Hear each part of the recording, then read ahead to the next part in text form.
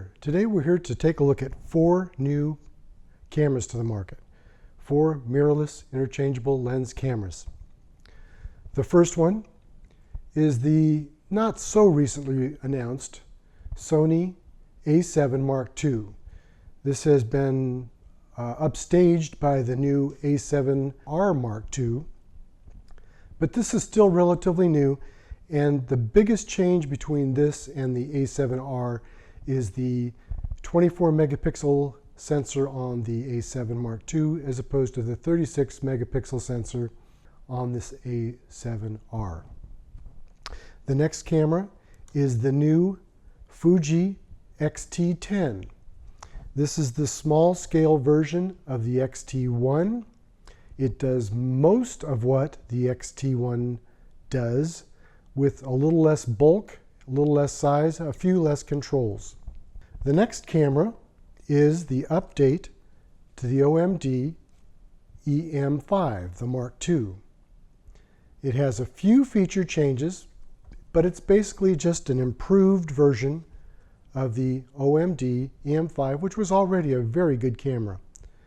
And the last one, but certainly not the least, is the Panasonic Lumix G7.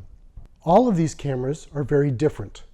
One is full frame, one is APS-C, and 2 are micro four thirds. 2 have 5-way sensor shift, and 2 only use lens stabilization. They all use different variations of contrast and/or phase detection autofocus. The lightest is about 13.5 ounces.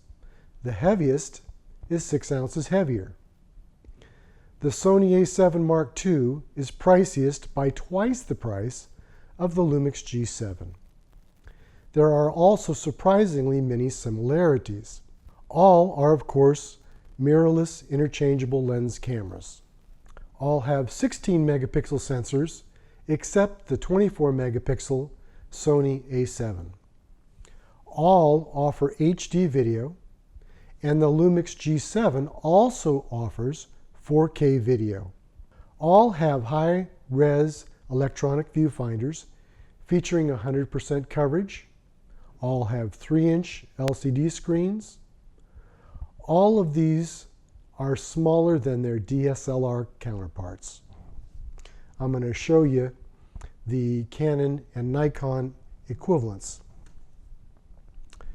This is a Nikon D7100, and even compared to the largest of the 3, the Sony A7 Mark II, you can see, I hope, that they are quite a bit smaller. All of them. This is the largest of these mirrorless interchangeable lens cameras. So there's quite a bit of difference in bulk. In addition to the difference in the body bulk, there's also a difference in lens bulk. And one of the reasons, if you look at the side of the camera, is the distance from the back of the lens to the sensor. On the mirrorless cameras, it is much shallower. And I'm talking about the width from the base of the lens to the mirror sensor, which is probably close to the center of that. This is one of the advantages of the MkII cameras. Now, compared to the big heavy-duty guns of the DSLRs, this is an old Canon 1DS. They're similar in size now, very similar. The Nikon D4 is also very similar. When you're looking to weatherproofing and you're looking to tough cameras, these are the ones that the pros count on. And my point in this is that some of these cameras, especially the Fuji X-T10, which is the larger version of the X-T10, are built with weatherproofing and additional toughness. This is just kind of a point of size comparison. What do these MkIIs give up? These days, with their new improved autofocusing schemes, they give up virtually nothing. All of these, not the top entry from this manufacturer, would make a great camera, but which would be the best suited to your style? Let me make some observations to help guide you along your decision path. The Sony a7 Mark II is a full frame camera, 24 plus megapixels. By the way, don't get too concerned with megapixels. It's part of an equation. It isn't the most important thing when selecting a camera. There's a lot more to it than just megapixels, so please don't use that as your sole justification for a more expensive camera. The full frame is a definite advantage. It gathers more light. This is a bigger camera than any of the rest of the four. It has bigger lenses. It needs the bigger lenses to cover the bigger sensor. They're going to weigh more.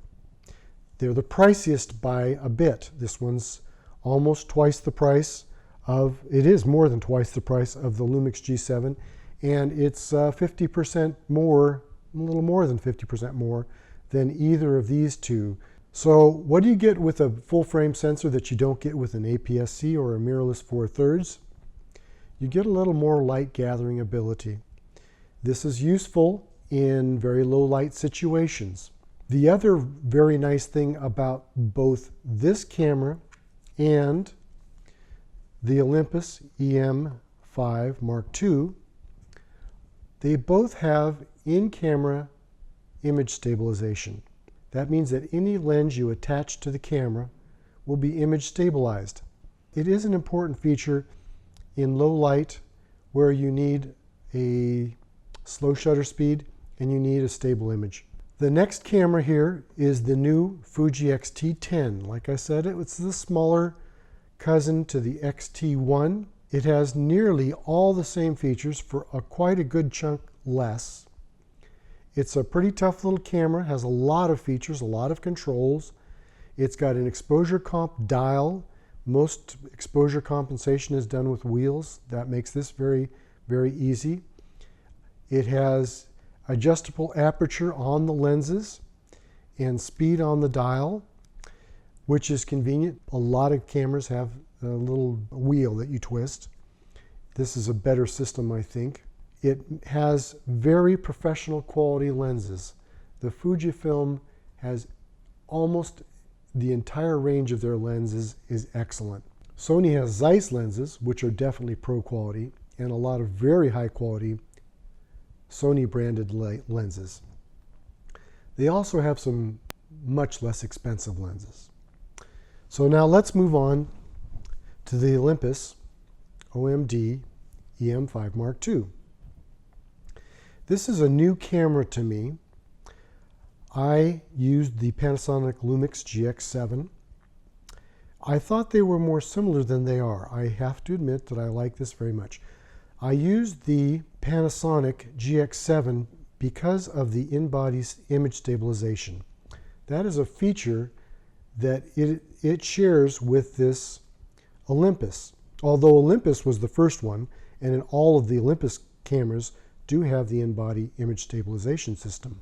The other thing that's notable about the Olympus cameras and their lenses is their size. The Olympus lenses are small. This is a 14 to 42 kit lens, and it is very compact. So one of the advantages that the Olympus does have is not only is the body small, but the lenses are small. Now, if you look at the specs say that the Olympus is actually a tiny bit larger than the Fuji X-T10. In fact, I would have to clarify that it is true. However, the reason it's true is because of the hump for the viewfinder. The body itself is a little shorter until you include that little viewfinder. And the width is very similar. The height, the thickness are very similar. The lenses are quite a bit different. But remember that as close in size as they are, that the Fujifilm is an APS-C sensor, which is consequently going to have or going to require larger lenses to cover that sensor. So they are going to be bigger and heavier. Not as big as the full frame, but they're certainly larger than the ones for the Micro Four Thirds. Now let's go on to the G7. Now the G7 is brand new, and it's kind of funny. It's halfway between their photography-based line and their GH4, which is very video-based. This is the only camera of the four that has 4K video. This is a very reasonably priced camera to contain 4K video and interchangeable lenses.